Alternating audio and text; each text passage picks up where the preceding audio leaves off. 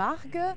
Et une manade, c'est un élevage soit de chevaux, puisqu'il y a des manades de chevaux, soit un élevage de taureaux. Évidemment de taureaux de race Camargue ou de chevaux de race Camargue. La sélection ne se fait ni sur la viande, bien qu'on bénéficie d'un label AOP, ni sur le lait, c'est des animaux sauvages impossibles à traire. Hein. La sélection ne se fait que sur la course camarguaise, qui est vraiment la discipline dans la région avec voilà, des aficionades, des gens qui suivent les courses camarguaises tous les week-ends, toute la saison. C'est une passion, c'est une tradition qui est ancrée et qui se transmet de génération en génération. Le taureau, c'est la vedette et on a un tel amour, un tel fait, ce qu'on appelle la fédibio, une telle foi dans nos taureaux, que non seulement les cocardiers meurent de leur belle mort, mais ensuite, par respect, pour leur faire hommage, on les enterre debout face à la mer. Et c'est le dernier hommage qu'on peut leur rendre. Et les taureaux vers l'âge de 3 ans, mais toutes les vaches sont essayées pour déterminer celles que nous mettrons à la reproduction. Donc quand je dis essayer, elles sont essayées donc, dans les arènes, dans des conditions où elles ne peuvent pas se faire mal, avec de jeunes élèves raseteurs. Et c'est là qu'on va déterminer notre génétique. On touche vraiment quelque chose de passionnel et on transmet ça à ses enfants et ses petits-enfants.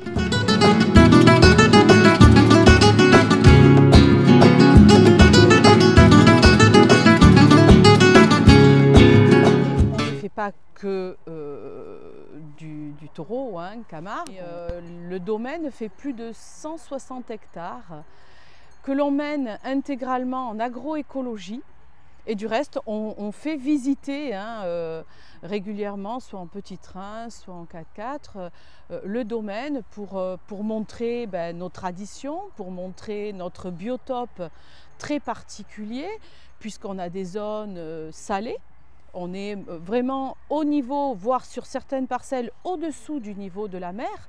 Donc on a toute une gestion du sel à avoir pour pouvoir produire soit des pâturages, soit du riz. Et on est donc sur de grandes zones avec un biotope très particulier. D'un autre côté, ça va être des roselières. Voilà, on est sur du sauvage, comme le caractère de nos taureaux. Oh, on a une centaine de bêtes. Entre les femelles et les mâles? Oui, ça je compte pas les veaux, mais oui, puisque contrairement à un élevage pour la production, nous gardons nos mâles. Moi, j'ai gardé des vaches jusqu'à 22 ans.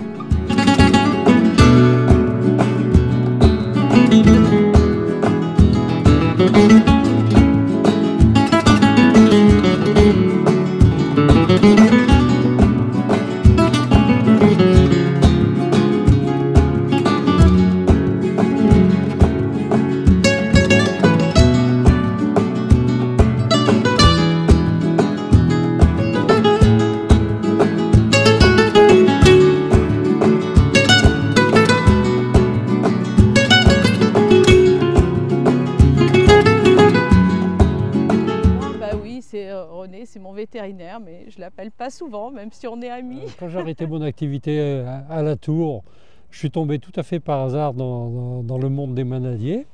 Et ils m'ont très bien accepté. Et puis je m'y sens bien. Pour moi, c'est un plaisir de venir ici et de découvrir un autre monde. Et je me fais plaisir. Voilà, je viens pour le plaisir. Physiquement, je pourrais continuer, je me fais plaisir.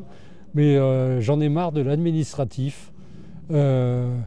Pour continuer à travailler que pour le plaisir, on a des contraintes administratives qui deviennent complètement insupportables maintenant. Et c'est pour ça que je raccroche mon tablier. D'un point de vue agricole, on passe un temps fou dans les papiers. C'est impressionnant.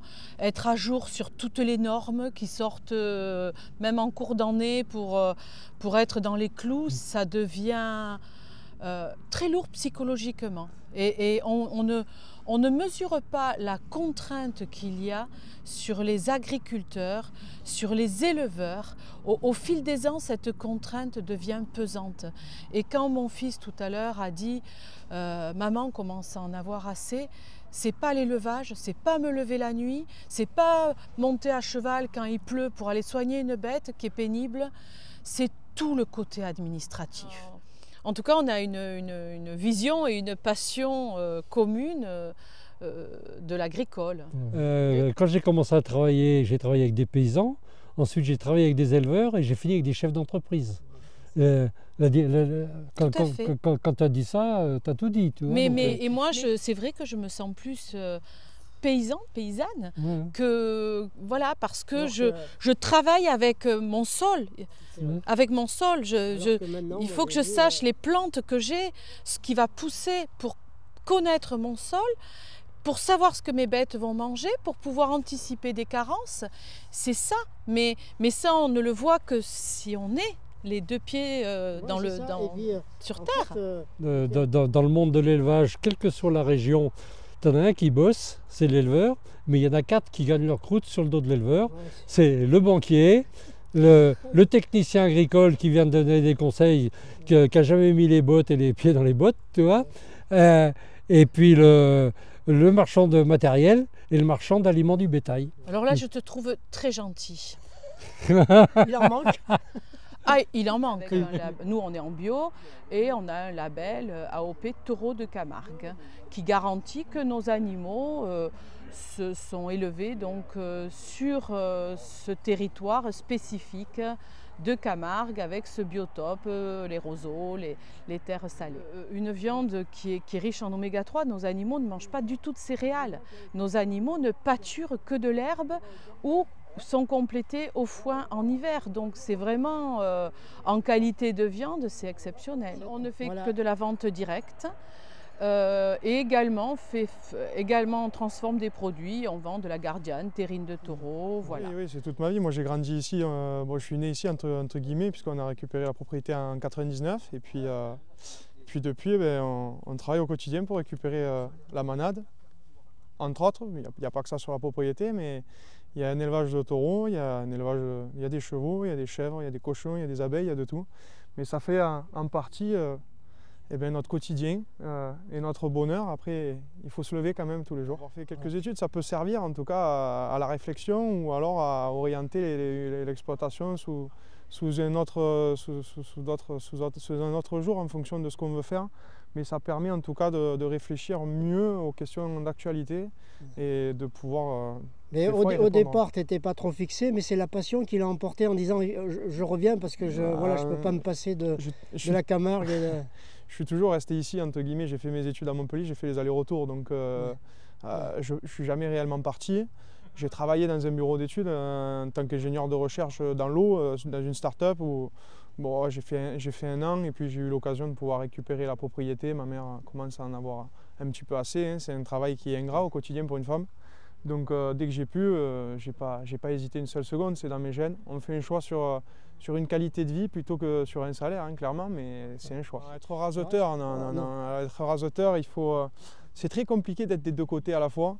Parce que nous, déjà, quand on est éleveur de taureaux, on a un respect du taureau qui est différent par rapport à celui des raseteurs. Nous, notre but, c'est qu'il soit agressif envers l'homme, bon, pas qu'il le tue, c'est pas du tout le but, c'est qu'il mette un petit peu en danger l'humain dans sa course. Mais et être raseteur à la fois, c'est compliqué. Puis il faut avoir des capacités physiques aussi. C'est des sportifs de haut niveau, il faut le rappeler, qui risquent leur vie au quotidien. Alors nous, on la risque aussi un petit peu, mais pas dans les arènes. Former des taureaux, c'est impossible. La seule chose qu'on peut faire, c'est travailler dans le calme, en pays, pour que quand le taureau arrive dans les arènes, il ne soit pas fatigué, qu'il soit dans les plus bonnes dispositions possibles. Et puis derrière, bien les nourrir, les mettre dans de bonnes conditions. Après, le taureau, c'est ce qui fait tout son charme, c'est que on ne peut pas anticiper son comportement dans l'arène, on ne peut en aucun cas l'éduquer pour qu'il soit plus dangereux qu'un autre. Ça fait partie de ce qu'on aime. C'est une séquence qui se produit souvent, ça, faire les tris des taureaux. C'est notre travail au quotidien, puisque on doit, par exemple pour une course camarguaise, amener un taureau qui a été sélectionné en amont. C'est ce taureau-là qui est attendu à la course. Hein. Quand vous allez assister à une course, vous regardez le nom des taureaux et le nom des raseteurs. Hein. C'est comme quand on va au cinéma regarder un grand film. Et bien donc on ne peut pas passer la journée à trier un taureau pour l'amener l'après-midi. Il faut que ce soit un travail qui soit fait le plus rapidement possible et le plus calmement possible. Donc ça, c'est notre travail au quotidien. Pour les vermifuges, pour les traitements, comme on peut voir aujourd'hui, vous avez vu, on a des numéros bien précis. Et bien on repère les numéros, là vous voyez, Christophe qui est en train de repérer les numéros.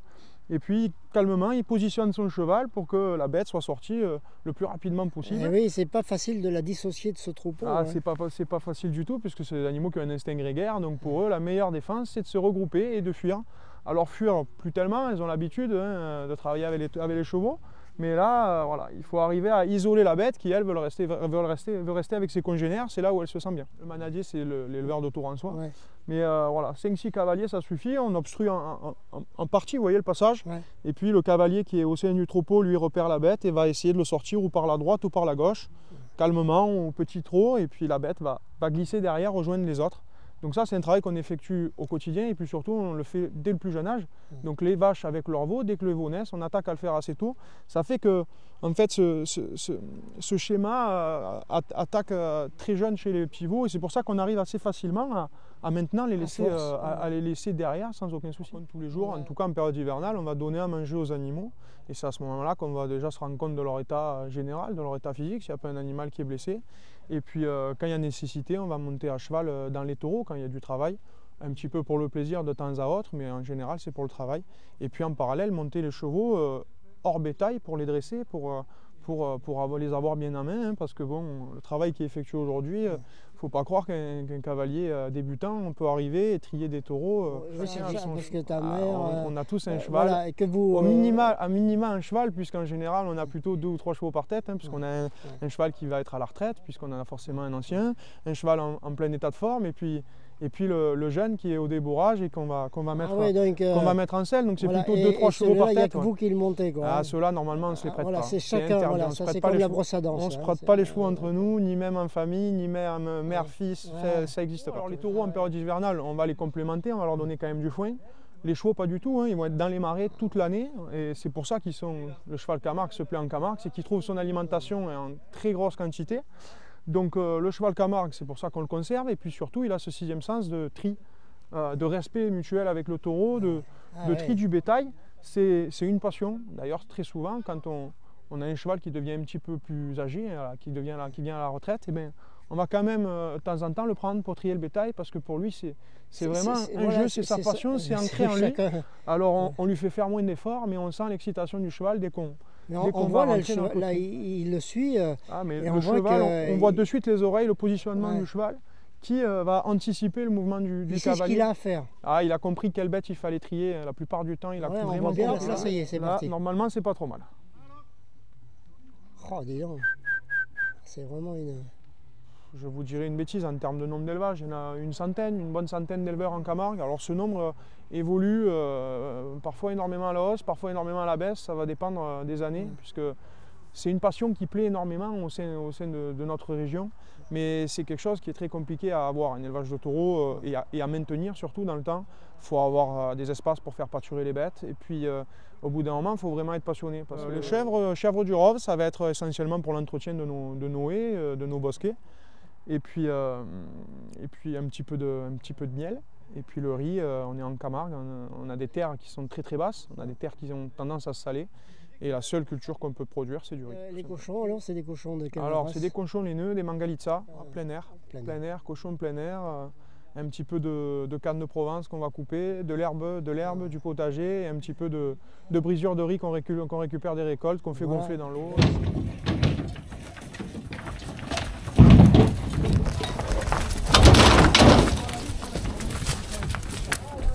Hop, hop, hop, hop.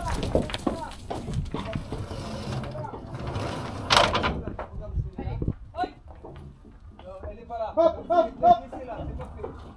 Hop, hop, hop. Il la font pas? Non, il la font pas. Hop, hop, hop. Mais c'est pas grave. Hop, hop, hop. C'est pas la peine. Tu peux le faire? C'est la pénible. Allez. Allez. Allez. Hop, hop, hop, hop, hop, hop, hop, hop.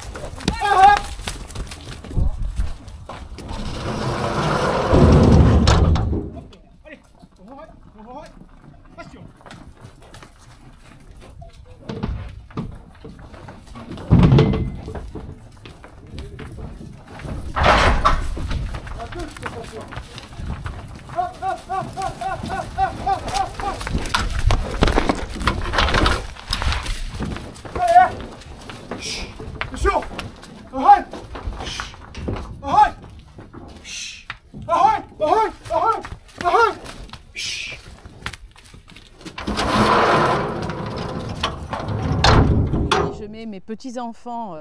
Dès l'âge de 6 mois, moi, mes petits-enfants, je les mets sur mon cheval.